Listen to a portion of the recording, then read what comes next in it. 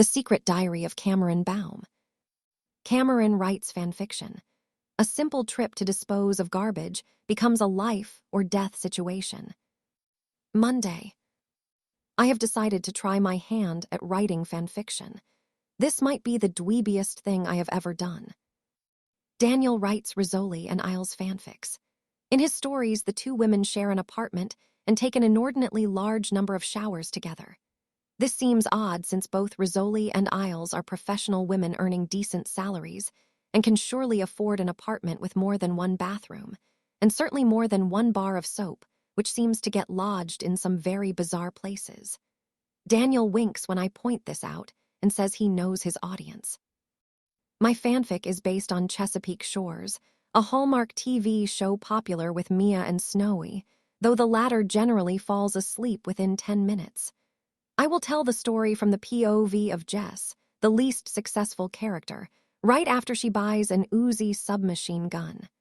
The fanfic is called Jess Sorts Her Shit Out.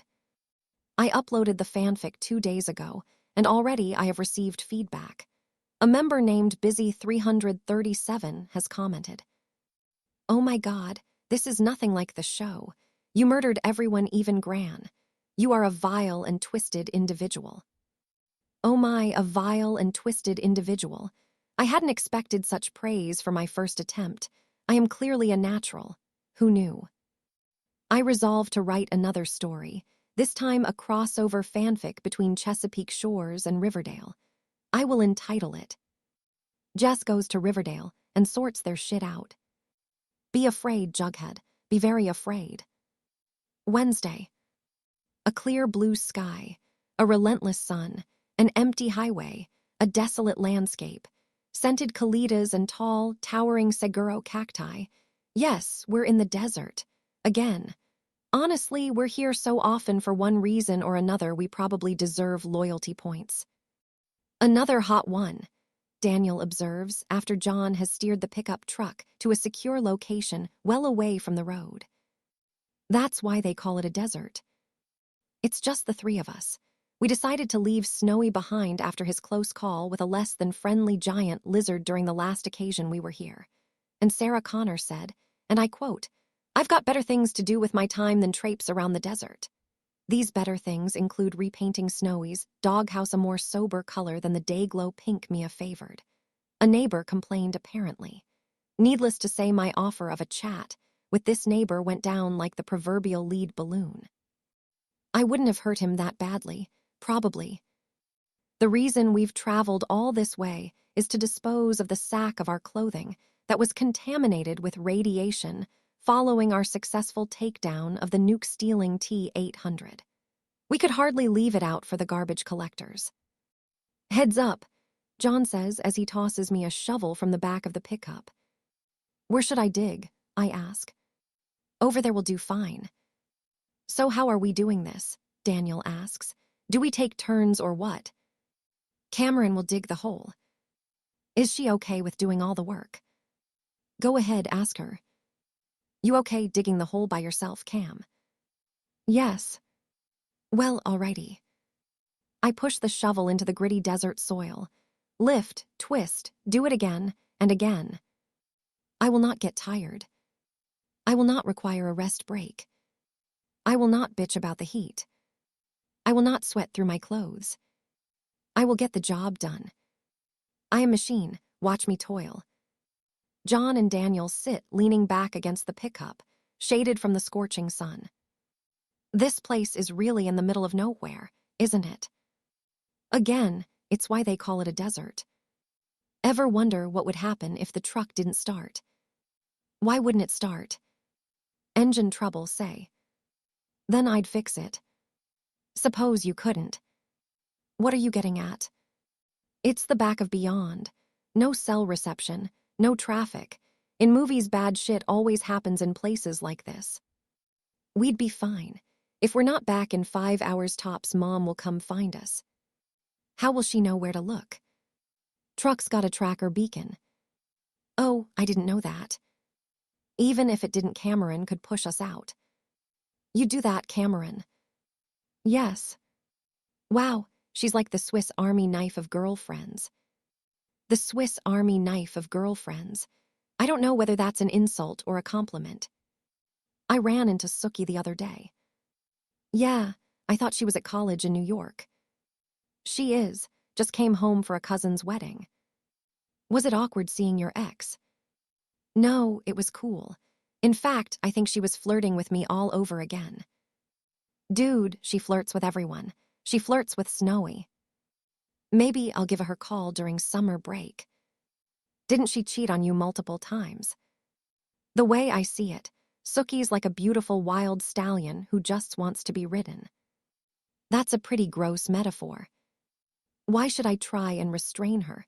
I should just saddle up and enjoy the ride. Can you please stop referring to her as a horse? I mean, the sex was incredible. Okay, this conversation is over. John walks over to inspect the hole.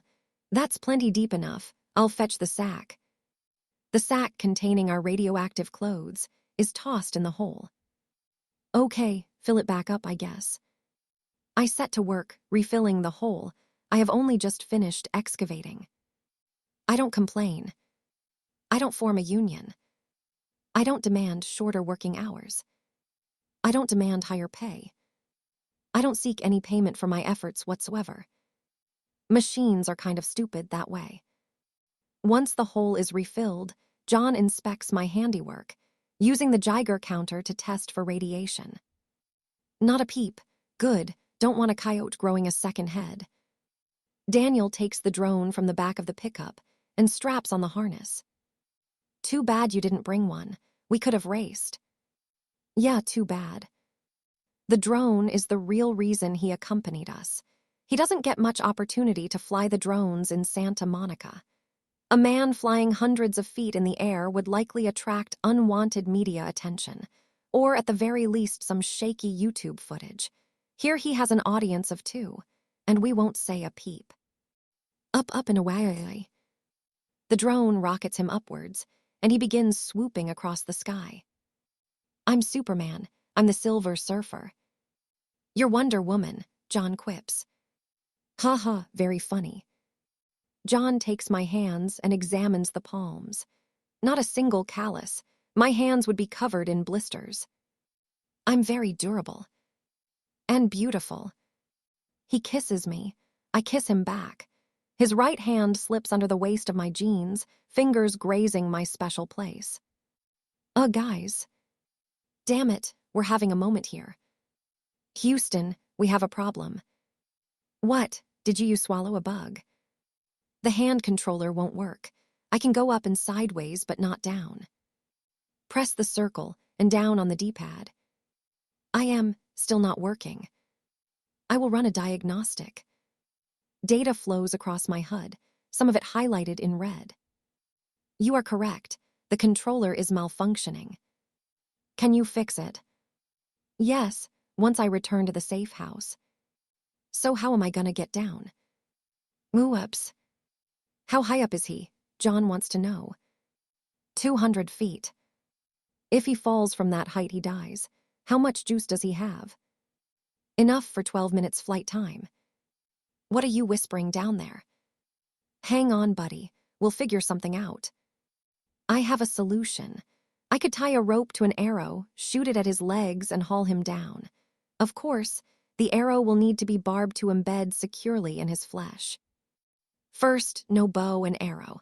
Second, no rope. Third, I'd never let you do something that insane. Or he could fly sideways until he encounters a large body of water. When the battery fails, he will fall into the water and swim ashore unharmed. Great idea. Thank you. Except we're in the middle of a desert. What are the odds he finds a large body of water in 12 minutes? I concede the odds are somewhat longer than ideal. Guys, I'm beginning to worry. Give us a minute. Oh God, I'm gonna die. No one's dying. Tell Mia she can have my Boba Fett Funko Pop. I know she's been eyeing it. John looks around desperate for inspiration. Listen to me, see those hills to the east. Fly over there. Not really in the mood for sightseeing. The higher the ground under you, the less distance you'll have to fall. Hey, that might work. Flying there now. You guys follow me, okay? Right behind you, buddy. This is easier said than done. Daniel can take a direct route through the air. We have to steer the pickup truck round rocks and between large clumps of mesquite. How long's he got? 1 minute. In the distance, Daniel is hovering over the highest ground he can find.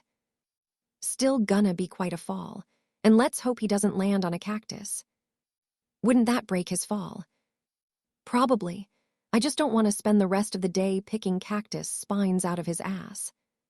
10 seconds. John halts the pickup at the point where the land begins to rise. We're on foot from here. Grab the first aid kit. I think we'll need it. As the battery dies, Daniel drops soundlessly from the sky. John and I climb upwards over boulders and loose scree that threaten to send us tumbling back down the slope. Did you see where he landed? Yes. Daniel is in a gully. He avoided the cacti. He's sitting up clutching his right leg. I think my ankle's broken. At least you're alive. John begins wrapping the ankle in gauze bandages. It hurts real bad. First aid kit's got painkillers. You want Tylenol or morphine? Take a wild guess. Morphine it is. A syringe is filled with the pain-killing drug and injected near his ankle. It still hurts. Give it a second. Oh, I feel it. Oh, man, that's good stuff. Morphine, I want to marry you and have your bobbies. You don't have a uterus, I point out. I'll adopt, have morphine bobbies by the score. Perhaps he hit his head. He's talking gibberish. No, it's the drug kicking in. Come on, Junkie McJunkface, let's get you home. Back at the safe house, Sarah Connor takes charge. She unwraps the bandages, cleans the ankle with antiseptic, and rewraps it with fresh bandages. I don't think it's broken, just a bad sprain. He'll need to stay off his feet for a few days. Sarah, did anyone ever tell you have beautiful hair? I take it you gave him morphine. You know what's he like? Pain threshold of a peach. How much did you give him? 1 ampule, is that bad? Is he going to OD? If he was going to OD, he'd have done so already. Look at the morphine bobbies. Again with the bobbies. What happened? John recounts the events of the day, omitting my discredited solutions for getting Daniel down safely. I still think a bow and arrow would have worked fine. Or possibly a harpoon. I'll run a simulation later. When he's finished explaining, Sarah Connor turns on me, the sneer in her voice palpable. So, another of your gadgets almost got one of us killed. You must be very proud. Mom, it's not her fault. Nintendo made the controller, blame them. No, Sarah Connor won't be blaming anyone but me, plus law change. By the time Mia returns home from school, Daniel is asleep in bed. We tell her he had an accident. He fell off his skateboard. This is plausible because he is a truly terrible skateboarder. Mia immediately makes a get-well-soon card, using dry macaroni pieces, glitter, and colored Sharpies. During the night, Snowy discovers the card and eats the macaroni, glue, and glitter and all, making himself ill in the process. I'd make him a get-well-soon card, but he'd probably just eat it.